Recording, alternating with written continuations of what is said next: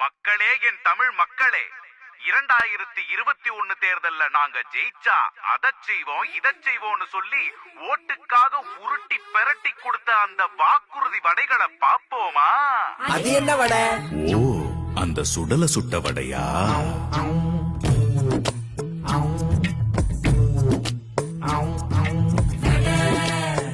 சுடல சுட்ட வடை. வட சுட்ட வட சுட்ட வாயால வட சுட்ட